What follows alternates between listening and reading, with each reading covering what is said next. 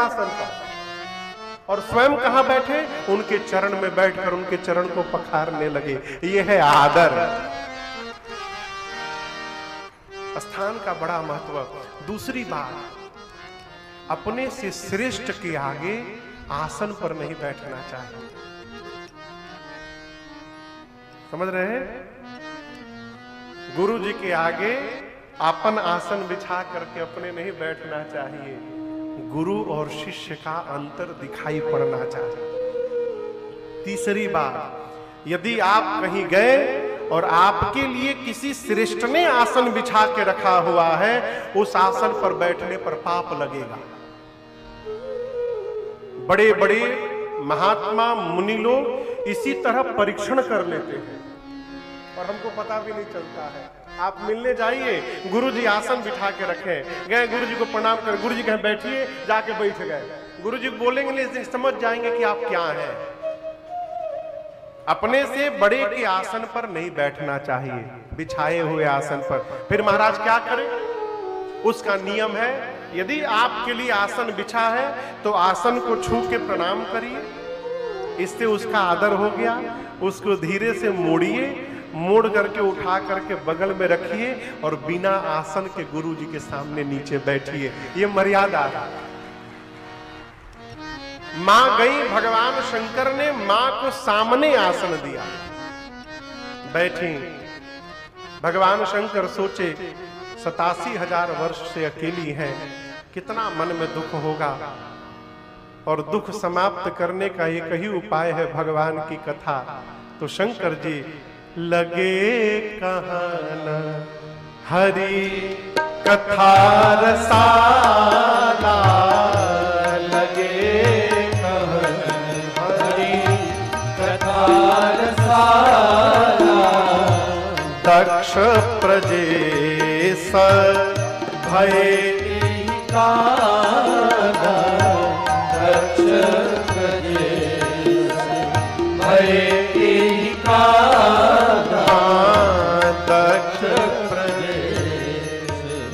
शंकर भगवान लगे सती मैया को राम कथा, भगवान की कथा सुनाने। उसी समय घटना घटी। सती मैया के पिताजी भगवान शंकर के ससुर जी का नाम है दक्ष। क्या नाम है? दक्ष।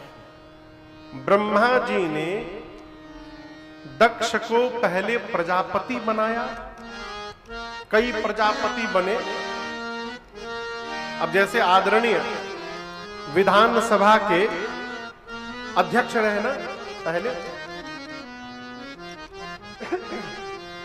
तो उसमें कई विधायक बने होंगे, उसमें आदरणीय भी विधायक बने होंगे, और उन सभी विधायकों में से आपको चयन करके सभी विधायकों में अध्यक्ष बनाया गया।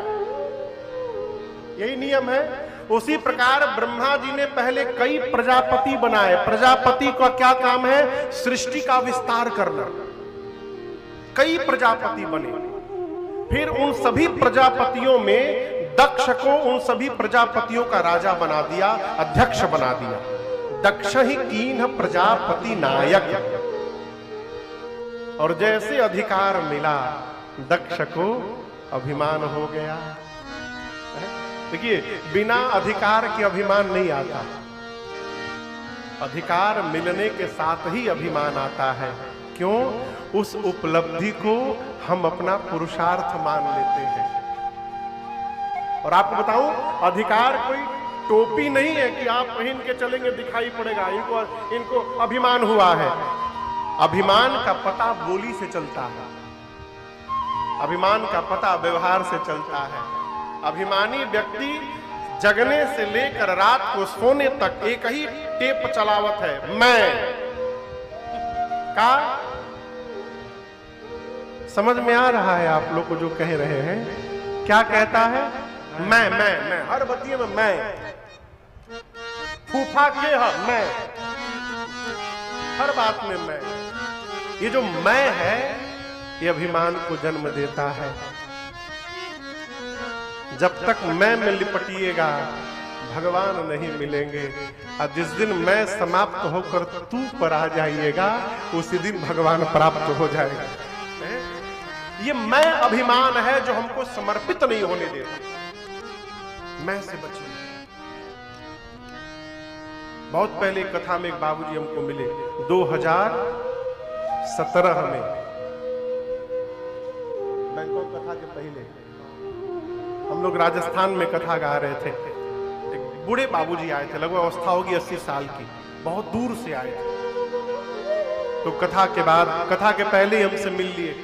बोले महाराज जी रात को कथा 10 बजे तक चलेगी, हमको बहुत दूर जाना है, 125 किलोमीटर, इसलिए पहले ही प्रणाम कर लिया। मैं कथा के बाद तुरंत निकल जाऊंगा। कथा के बाद फिर कमरे में आए तो मैं पूछा बाबूजी आप गए नहीं? बोले महाराज एक बात आपकी अच्छी नहीं लगी मुझे, सोचा आपको बता के फिर जाऊं। हमने कहा कहिए बाबूजी। बोले महाराज आज आपने कथा में एक बात कही वो मुझे बिल्कुल अच्छी नहीं लगी। हमने कहा कौन सी बात कही? बोले आपने कहा कि मैंने किसी कथा में एक बात कही थी। ये ठीक नहीं है, इसको और भी ढंग से बोला जा सकता है कि किसी कथा में एक बात आई थी, ये बात एक बार एक भाव ये आया था, ऐसे भी बोल सकते हैं। ये जो मैंने किसी कथा में बात कही थी, ये जो मैंने शब्द है ना, ये अभिमान दिला देगा एक दिन। तो मैंने उनसे कहा बाबूजी मैं इसका सदैव ध्यान रखूंगा, ये मैं से बचिए। हमारे भारत में एक साधक हुए पूज्य श्री गीतानंद जी महाराज हरिद्वार में।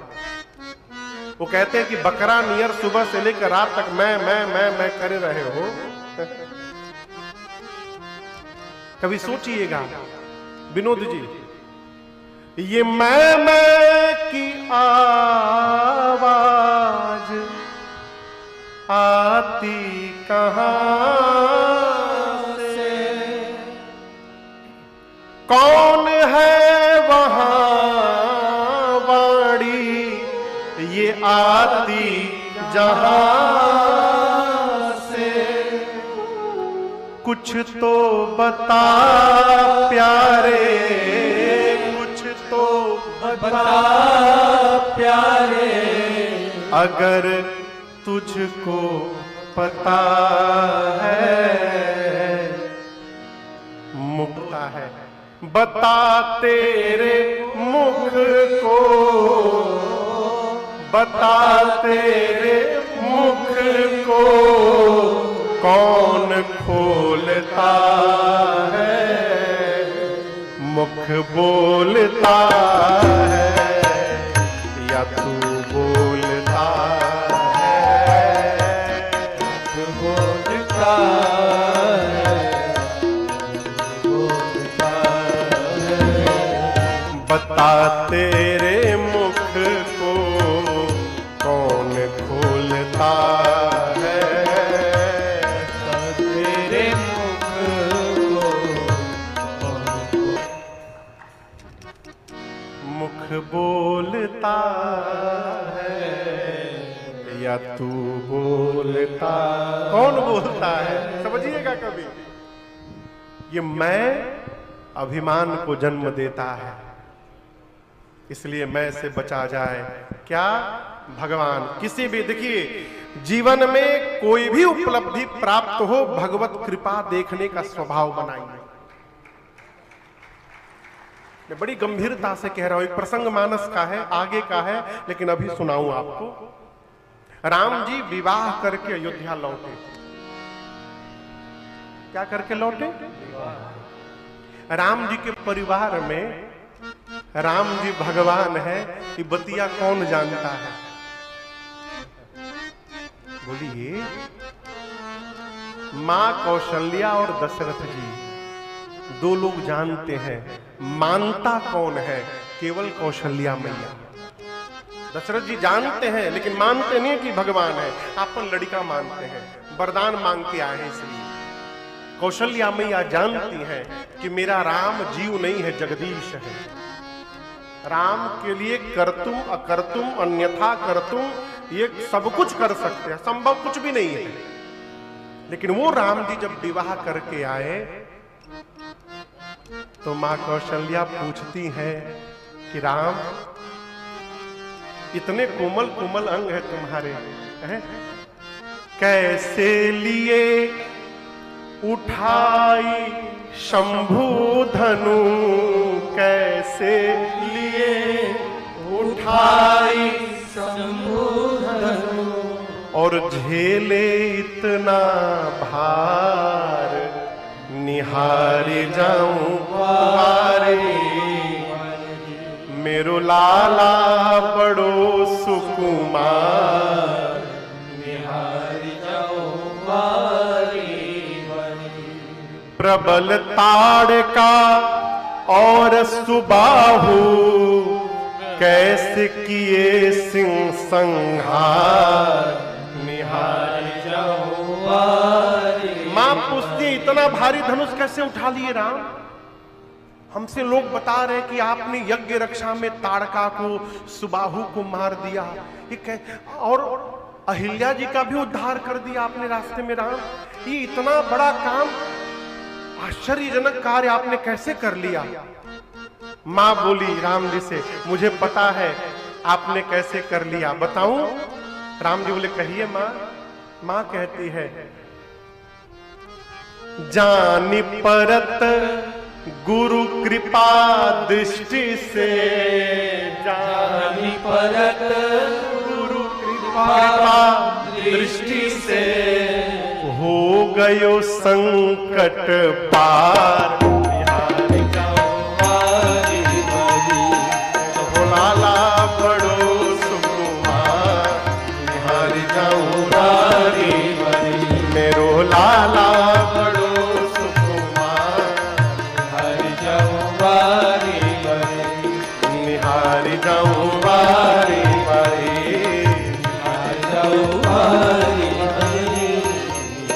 राम जी को मां कौशल्या कहती हैं कि जो तुमने जो कार्य किए, ये तुमने नहीं किए हैं राम, ये गुरुदेव भगवान की कृपा से संभव हुआ है। मैं बड़ी गंभीरता से कह रहा हूं, बच्चे जब छोटे हैं ना, तभी से बच्चों के मन में ये भाव भरिए कि तुम जीवन में जो कुछ भी उपलब्धि प्राप्त कर रहे हो, तुम्हारा मेहनत तो है, लेकिन उस मेहनत के साथ भगवान की कृपा भी है। बचपन से पनपेगा तो वो जीवन भर भगवत कृपा का दर्शन करेगा। होता क्या है, ठीक इसके उल्टा।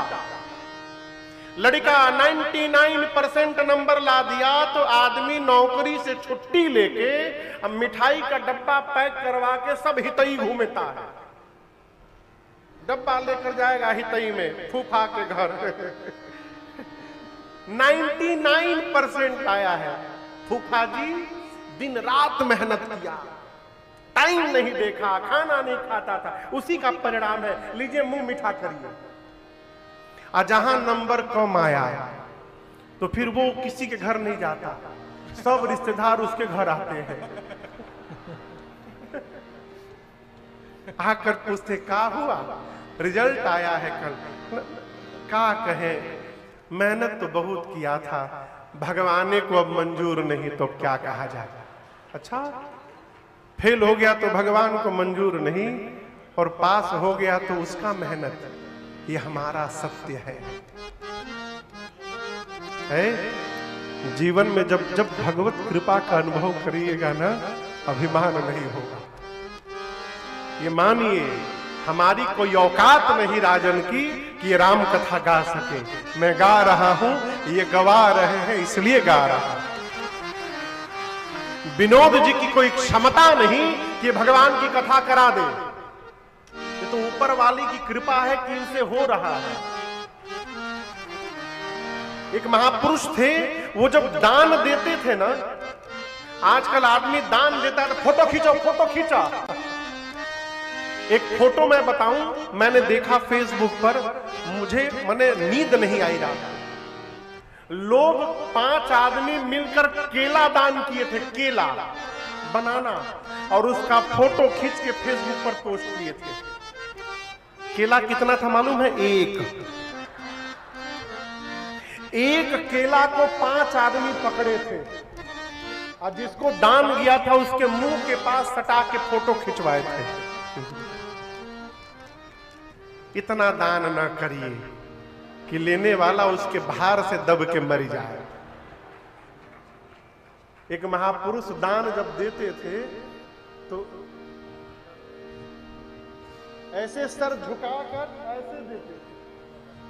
किसी ने कहा कि अरे आप इतना दान करते हैं, चेहरा उठाकर क्यों नहीं करते? बोले मैं करता हूं, देने वाला और है, जो देता है दिन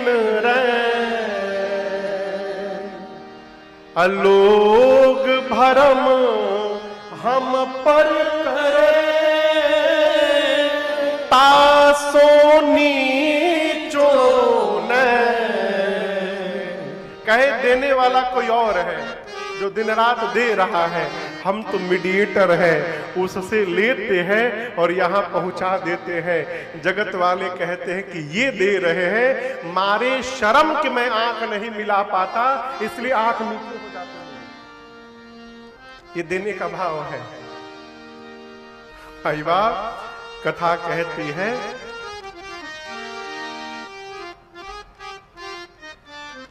मैं से बचिए कि मैं बहुत खतरनाक है।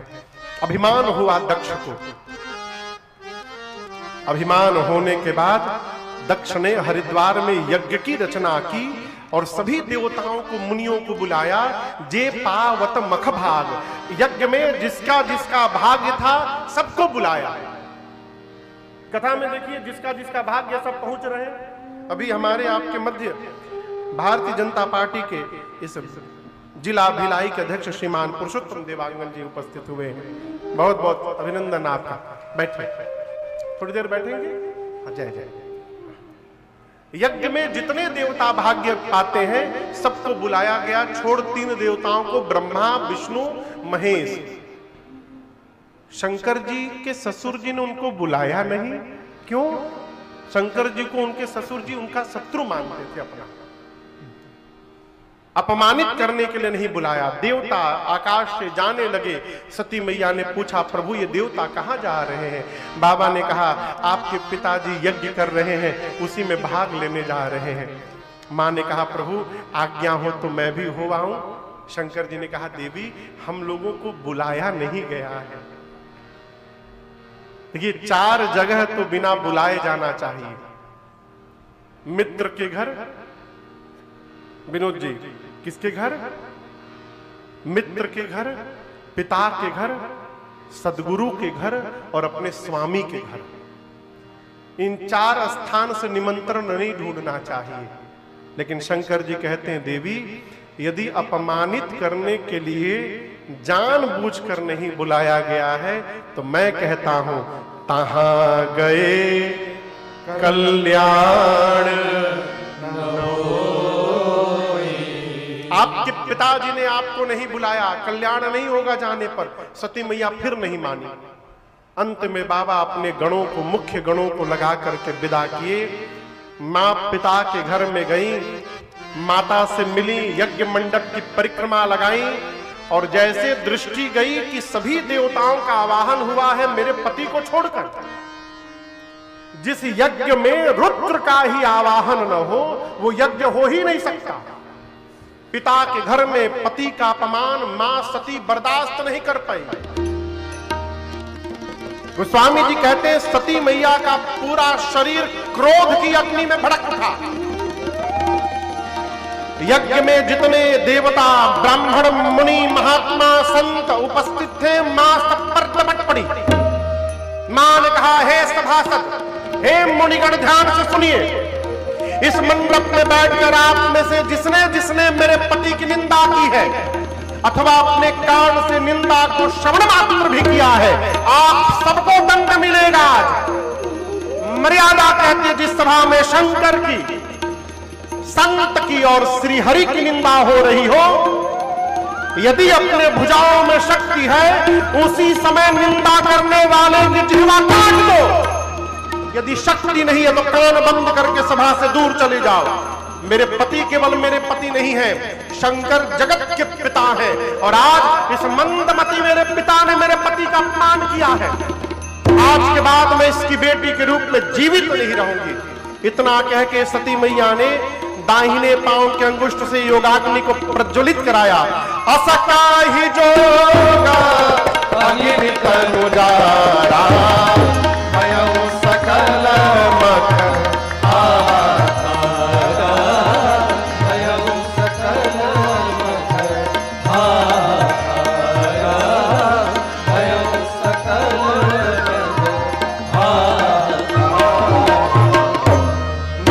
पूरा शरीर क्रोध की अग्नि में भड़क उठा। नारद जी ने जाकर शंकर भगवान को बताया। बाबा को आवेश आया। शंकर जी ने जटा से केश को निकाल कर धरती पर पटका। वीरभद्र प्रकट हुए। बाबा ने वीरभद्र को कुपित करके भेजा है। वीरभद्र ने आकर सबसे पहले यज्ञ के आचार्य को ढूंढा। यज्ञ के आचार्य की दाढ़ी नोच ली। किसी देवता का पांव तोड़ा, किसी का पीठ तोड़ा, किसी की आंख फोड़ी। दक्ष के जो मुख्य यजमान थे, दक्ष के सर को पकड़कर हाथ से वीरभद्र ने घुमाकर धड़ से उखाड़कर और ले जाकर अग्नि कुंड में यज्ञ की पूर्ण आहुति कर डाला। रुद्रगण यज्ञ तहस नहस कर दिए।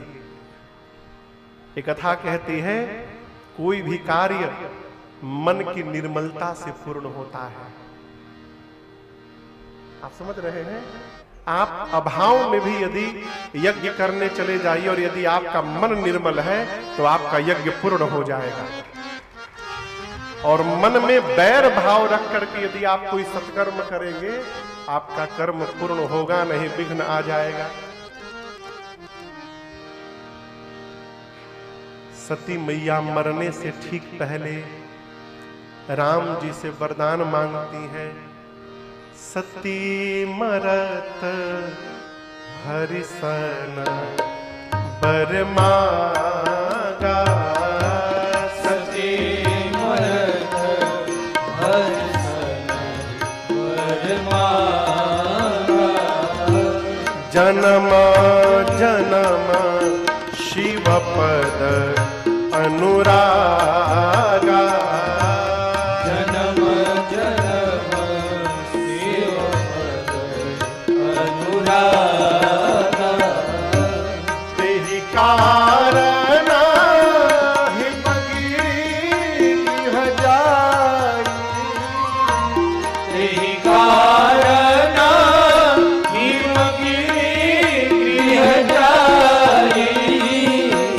जनमी पार्वती तन पाए। जनमी पार्वती तन पाए। जनमी पार्वती तन पाए। जनमी पार्वती तन पाए।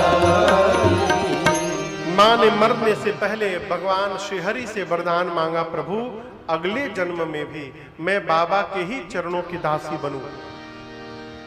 राम जी ने आशीर्वाद दिया है और इसी वरदान के कारण सती मैया का शरीर शांत हुआ और उनका अगला जन्म हिमांचल महाराज के घर में पार्वती मैया के रूप में हुआ। आइए एक बार भाव और श्रद्धा के साथ सभी लोग पूरी ऊर्जा से कहेंगे, बोलिए पार्वती मैया की जय। पार्वती जी का जन्म हुआ। हिमांचल जी के घर नारद जी पहुंचे। हिमांचल जी ने स्वागत किया, पांव पखारा।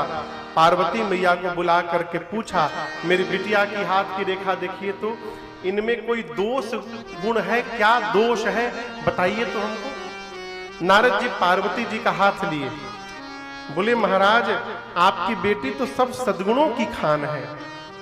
इनका नाम उमा, अंबिका और भवानी होगा। इनका सौभाग्य अखंड बना रहेगा महाराज।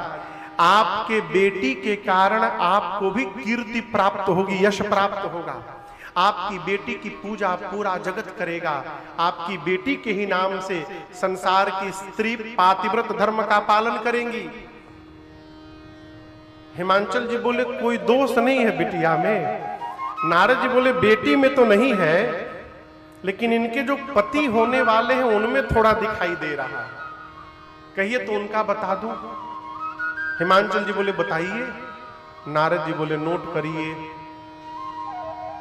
अगुण अमान मातु पितु हीना। आपके बेटी का पति क्या होगा? अगुण होगा। क्या होगा? जोर से बोलिए विनोद जी। अगुण मने? हाँ, आप जो कहे ना विनोद जी बोलिए, जिसमें कोई गुण ना हो। यह हिमांचल भी समझ गए। लेकिन एक बात समझिएगा, कहने वाला अपनी चेतना से कहता है, सुन करके अर्थ निकालने वाला अपनी बुद्धि से उसका अर्थ निकालता है। नारद जी बोले अगुण होगा। नारद जी कहना चाहते हैं सत रज तम तीनों गुणों से परे होगा, त्रिगुणातीत होगा। परे नहीं होगा, परे होगा।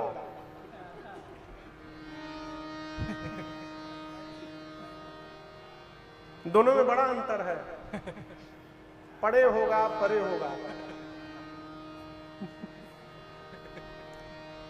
तीनों गुणों से परे होगा। हिमांचल का समझ लिए, उसमें कोई गुण नहीं होगा। नारद जी बोले अमान होगा। अमान मने मान सम्मान से परे होगा। हिमांचल समझ गए उसका कोई सम्मान नहीं करेगा। देखिए, जितना सरल शंकर भगवान की पूजा है, उतना सरल किसी भगवान की पूजा नहीं है। आदरणीय, कोई खोखट नहीं, ना कोई मिठाई चाहिए, ना कोनो फल चाहिए, ना कोनो फल पर बस एक लोटा जल पर। कुछ नहीं चाहिए, दूध ना कुछ नहीं मिला, एक लोटा पानी लीजिए, हर हर महादेव, हर हर महादेव, हर हर महादेव, बाबा गदगद।